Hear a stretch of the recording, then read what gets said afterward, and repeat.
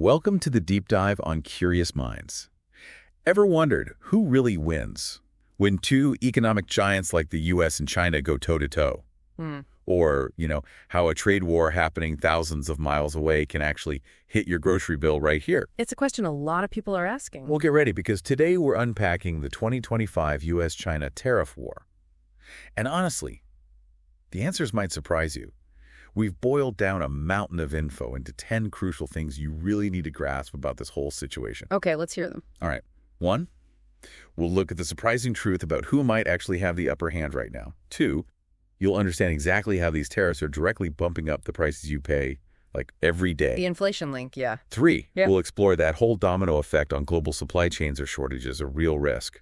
4, we're digging into the clever, maybe sometimes questionable, strategies both sides are using to try and get an edge. The strategic maneuvering. 5, we're going way beyond just the headlines to understand the long-term geopolitical shifts already happening. 6, find out which industries are, maybe unexpectedly, winning, and which are getting absolutely hammered. They're always winners and losers. 7, we'll tackle that big question. Are those predictions of empty shelves in the U.S. actually coming true? Or is that hype? 8, we'll analyze how this mess could fundamentally rewrite the rules of global trade for, well, potentially decades. Big picture implications. 9, getting into the delicate dance of de-escalation talks versus the real dangers of things getting even worse. And finally, 10, we'll pinpoint the key economic signs to watch so you can understand how this tariff war is likely to play out. Sounds comprehensive. So buckle up. We're diving deep into the 2025 U.S.-China tariff war to bring you clarity, some crucial insights, and hopefully a few aha moments along the way. Our mission here at Curious Minds is pretty straightforward. Cut through all the noise and deliver what really matters on these complex global issues. Today, that means getting a handle on this intricate U.S.-China tariff war as it stands right now in May 2025. And there's a lot to unpack. Definitely.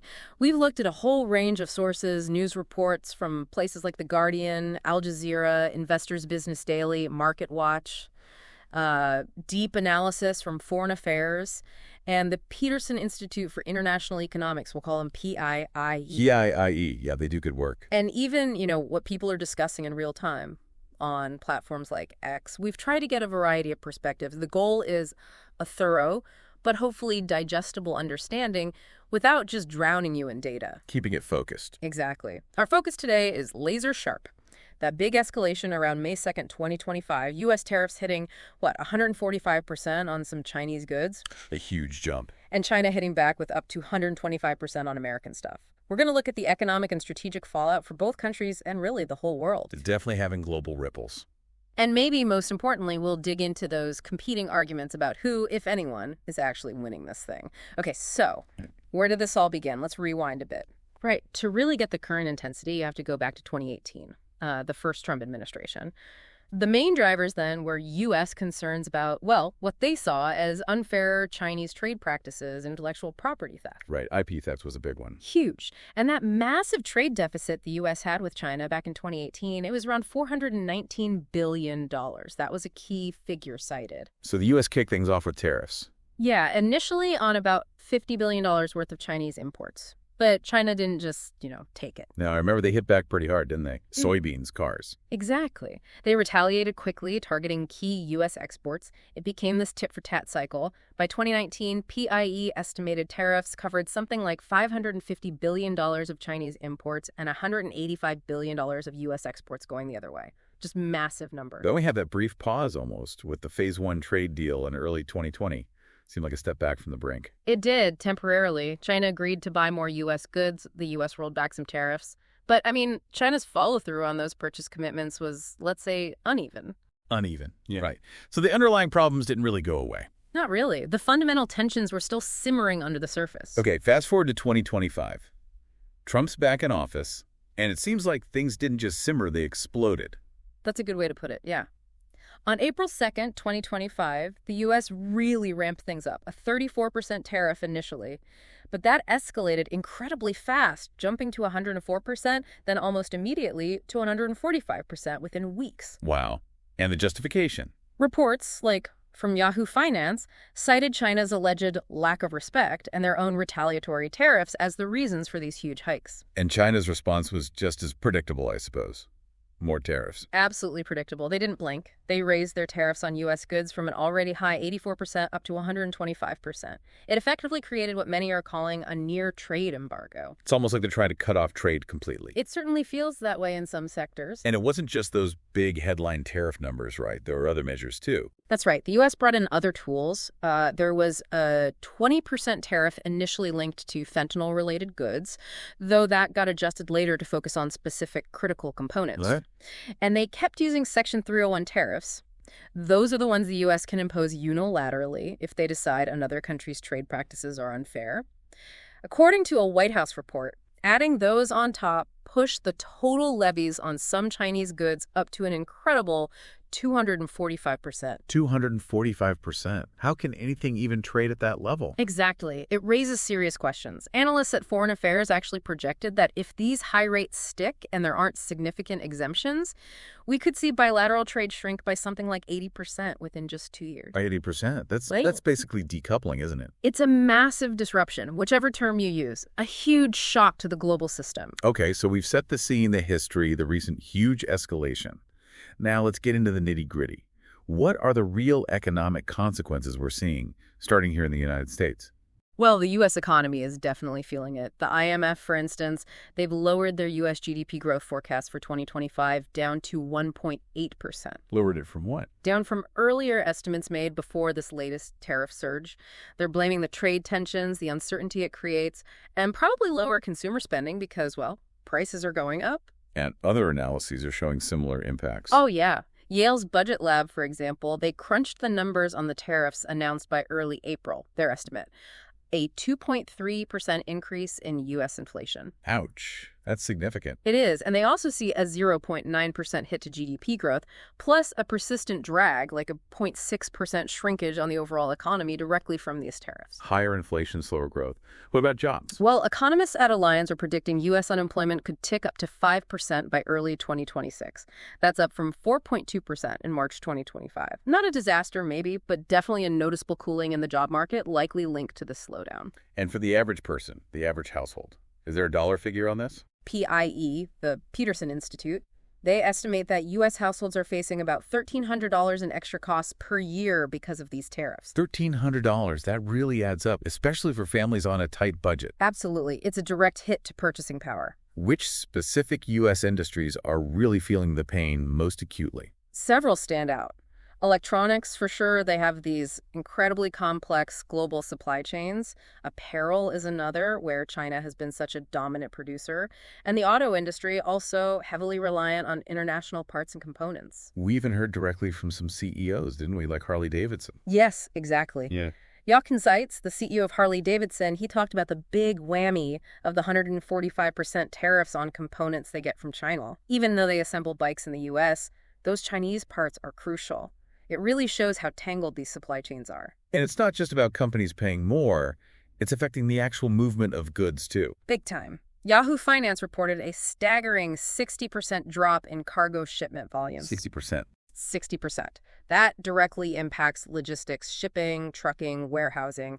Fewer goods moving means fewer jobs in those sectors. And it definitely raises the specter of potential supply shortages down the road. Seems like a really wide range of U.S. businesses are getting squeezed, even ones you wouldn't immediately think of, like wine. Yeah, the U.S. wine industry is an interesting case. They feel caught in the crossfire.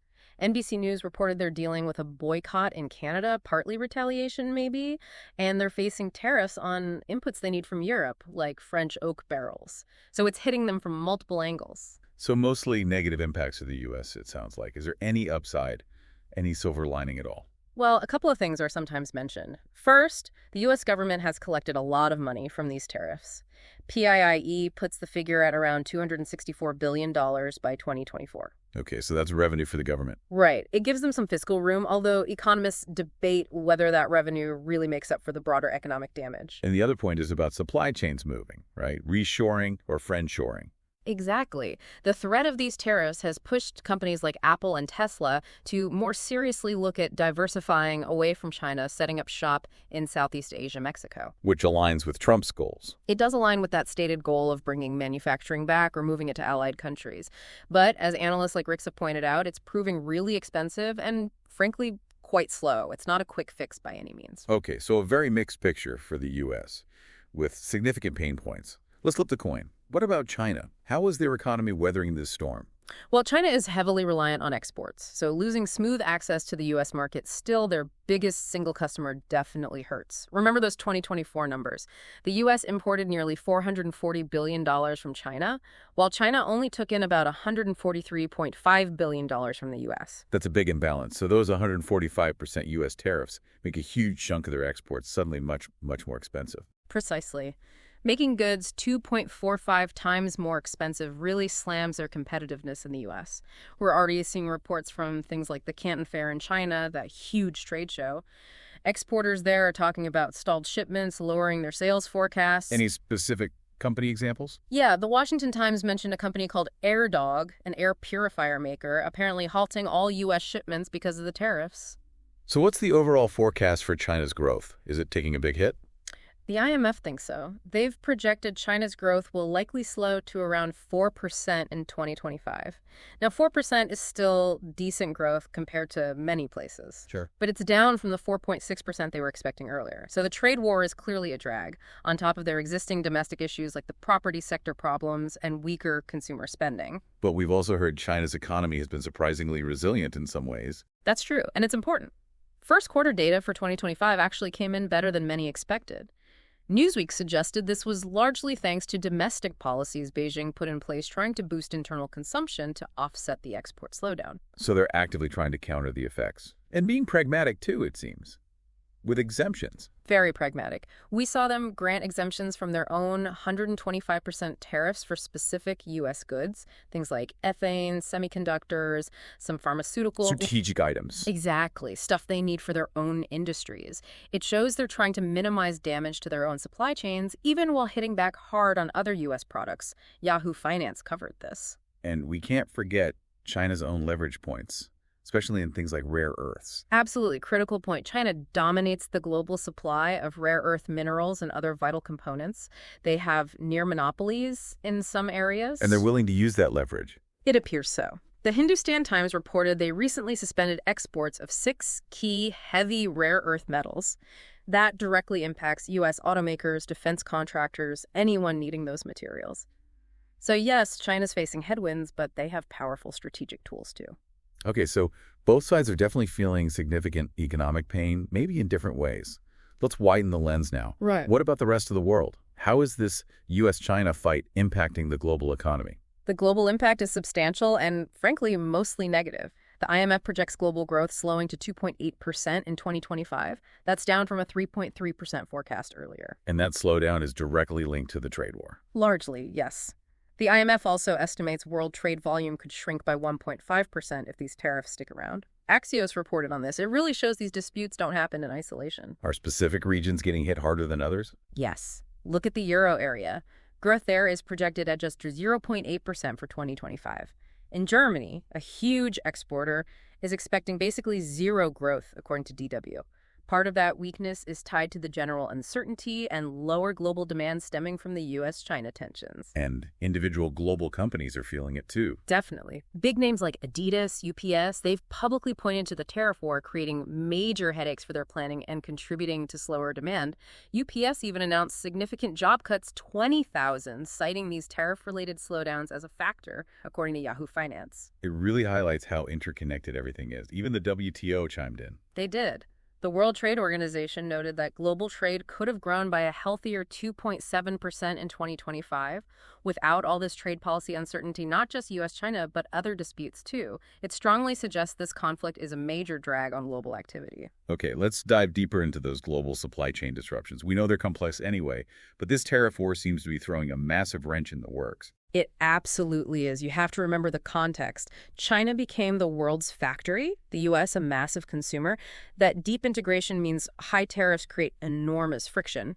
We mentioned that Foreign Affairs projection an 80% drop in U.S.-China trade without exemptions. That's a rupture. And we're seeing physical evidence of this disruption, beyond just projection. Oh, yes. That 60% drop in cargo shipments is a very real, tangible sign.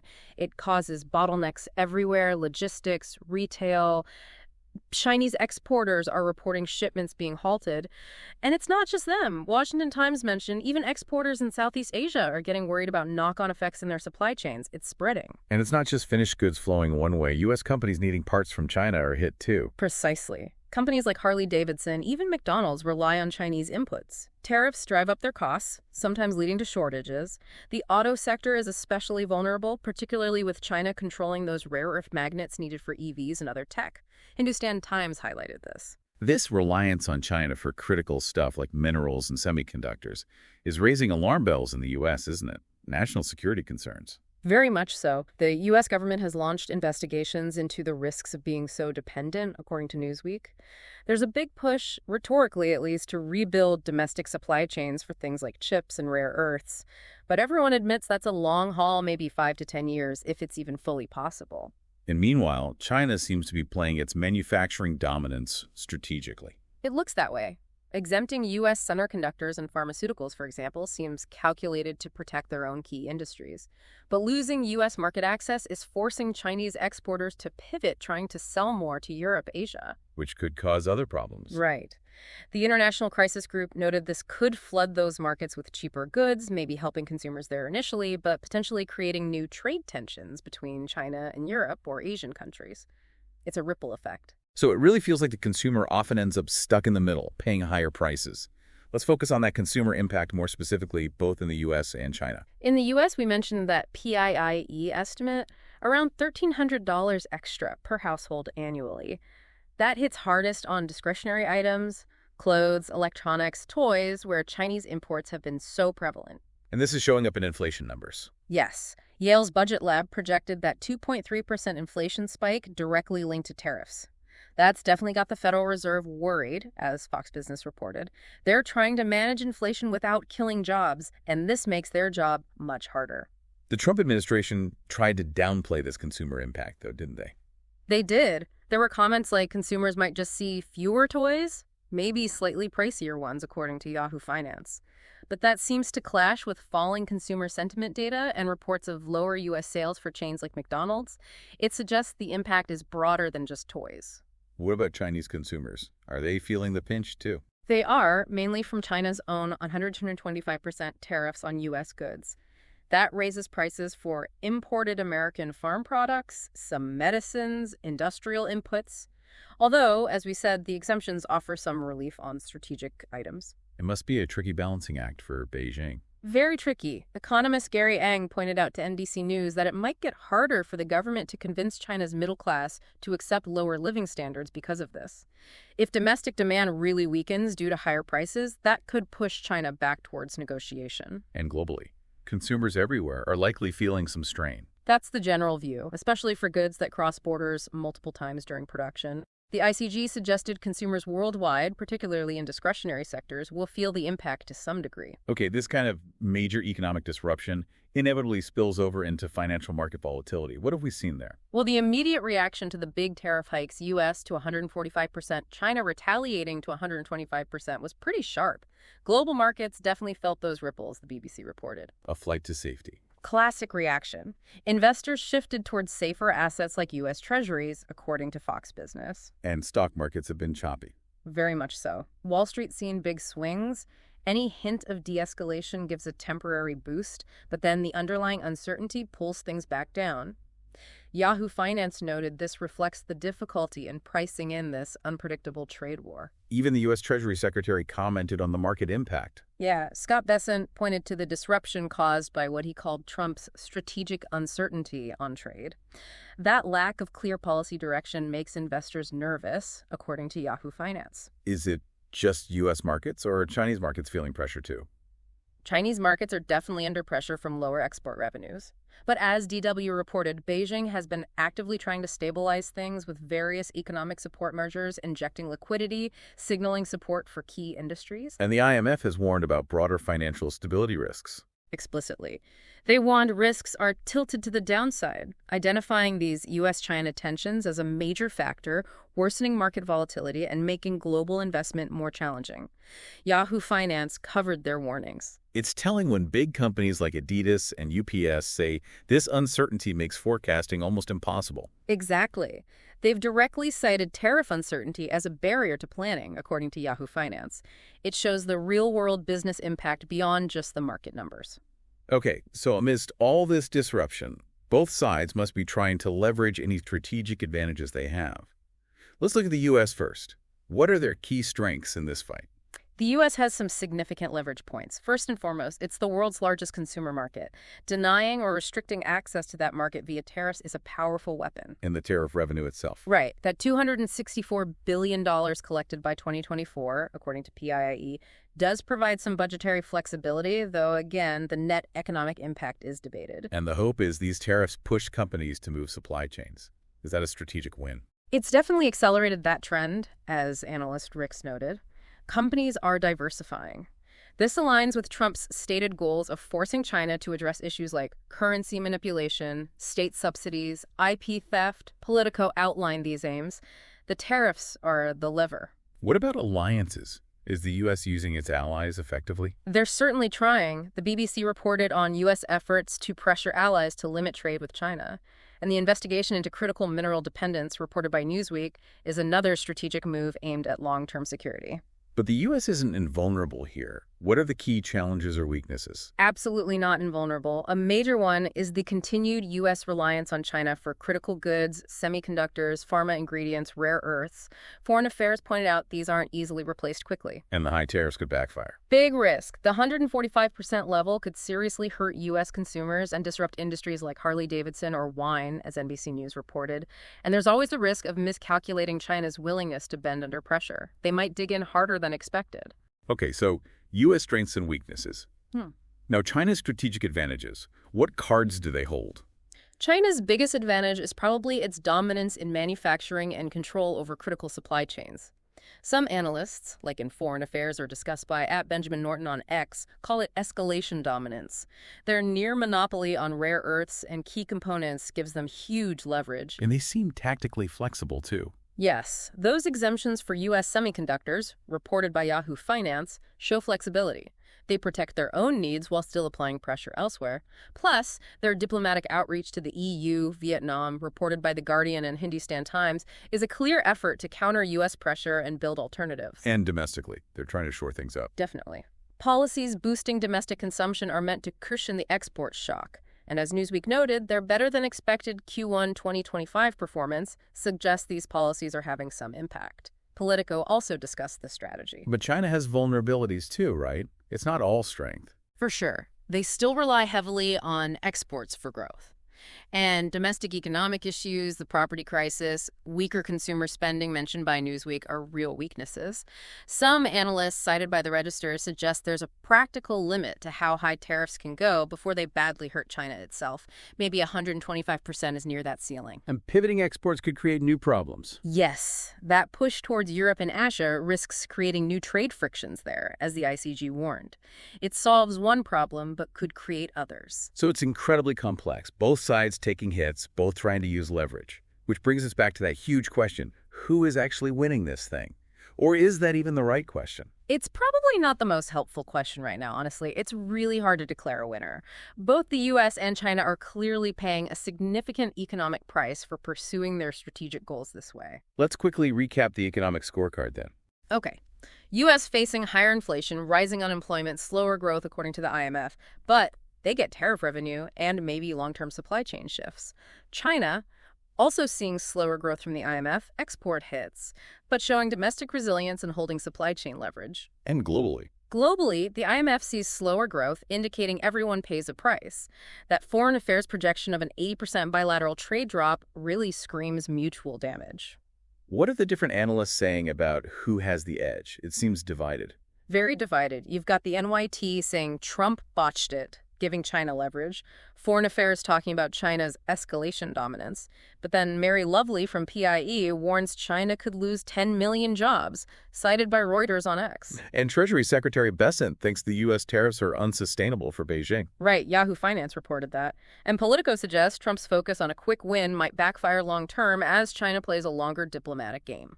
It's all over the map. What about social media sentiment, like on X? Any consensus there? Consensus on social media, not likely. You see strong opinions both ways. Some users, like @TechLead or @Erlargonza, cite YouTube analyses arguing the U.S. is losing due to supply chains and China's alliances. @Brian Bonham shared Jeffrey Sachs's view of U.S. strategic errors. But others see U.S. leverage. Yeah, analysts cited by @IronTiger44 in another YouTube video argued China's export reliance makes them more vulnerable, suggesting the U.S. has leverage. But again, these are mostly opinions, often strongly held, not definitive proof. So your overall take, if not a winner, what is it? I'd call it a strategic stalemate right now. Both sides are taking costly hits. Trump's early talk of China just paying the tariffs seems overly optimistic, based on reports from Yahoo Finance. And Xi's vows to fight to the end, reported by the BBC, might also be somewhat overstated given the economic pressures. Are there signs either side wants a way out? Maybe subtle ones. China quietly expanding exemptions, the U.S. reaching out for talks, even if China denies they're active, as Yahoo Finance mentioned. It suggests neither wants a total meltdown, but their core positions are still miles apart, making real progress tough. That leads perfectly into recent developments. Are there actual negotiations happening? Or just maneuvering? Well, we've seen those interesting moves. China expanding exemptions for U.S. goods like ethane, semiconductors, pharma. Yahoo Finance reported this as a way to maybe ease tensions without losing face publicly. And the U.S. reaching out. The Trump administration reportedly made overtures about talks. But as NBC News reported, China officially denies any active, high-level negotiations are happening right now. So it's murky. We've also heard talk from the U.S. side about maybe lowering tariffs eventually. Yes, Treasury Secretary Bessent called the 145% rate a trade embargo and predicted de-escalation, according to the Register. Trump himself hinted tariffs could drop substantially at some point, though with no specifics, also noted by the Register. Meanwhile, China's busy on the diplomatic front. Very busy. Xi reaching out to the EU, framing the U.S. as a bully, according to The Guardian, warning other nations not to make trade deals that harm Beijing's interests, reported by the BBC and Times of India. They're actively trying to counter U.S. influence. And the U.S. trying to rally allies seems to be having mixed results. That Canadian wine boycott example. Exactly. Pressuring allies risks alienating them, as the BBC noted, and the NBC News report on the wine situation illustrates. It's a delicate balance. So overall, it's still confrontation mixed with some pragmatic adjustments, but no formal talks confirmed, based on Yahoo Finance reporting. Okay, let's circle back and get more specific on how key industries are coping or not coping. The auto industry seems particularly caught in the middle. Definitely. U.S. tariffs on Chinese parts raise their costs. Then China restricts rare earth exports needed for EVs, hitting them again, as Hindustan Times reported. Harley-Davidson is the poster child here. European car makers also face planning chaos, noted by Yahoo Finance. And rebuilding those supply chains, as @Alva App discussed on X, is a massive, slow job. What about tech and semiconductors?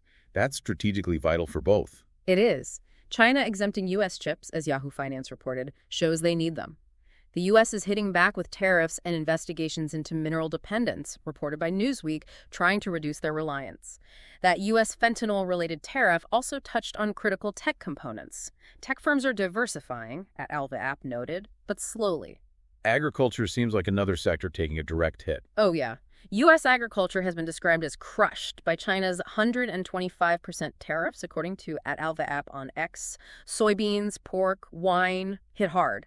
That Canadian wine boycott just adds insult to injury. NBC News mentioned maybe $1 billion in unsold wine. China's limited exemptions haven't offset the main damage, Politico suggested. And finally, just general consumer goods, everything from clothes to electronics. Consumers are seeing higher prices and maybe less choice.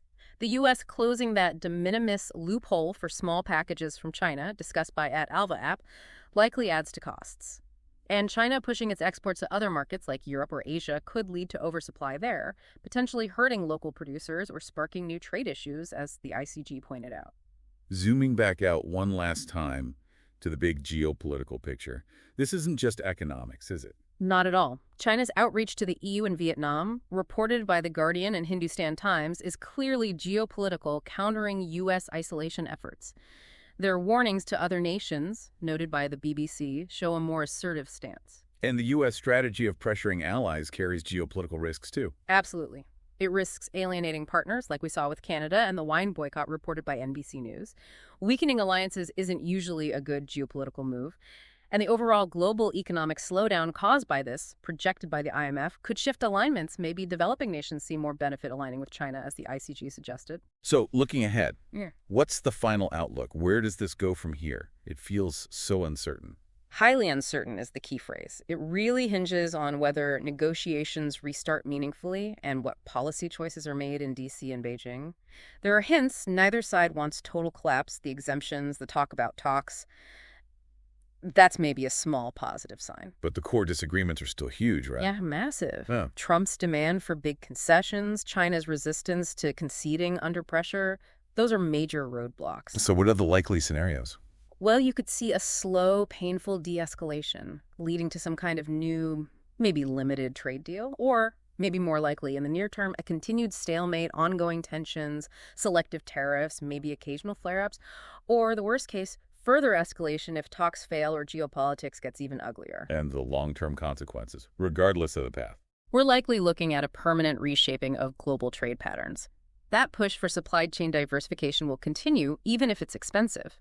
Businesses and consumers everywhere will probably face more uncertainty and volatility than they are used to. The global economy might become more fragmented, less efficient. So the winner might just be whoever adapts best. Exactly. The side that best navigates this fractured landscape and strengthens its own domestic economy might come out looking relatively stronger in the long run.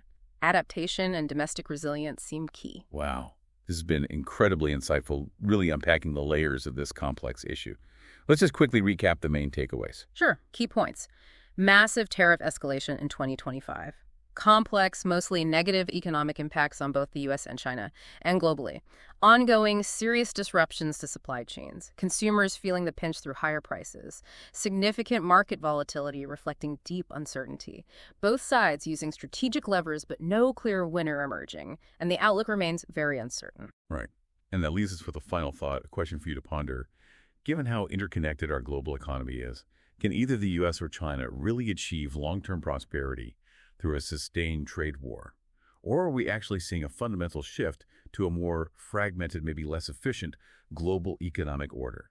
And what role will things like innovation and smart domestic policies play in deciding who leads economically in this new landscape?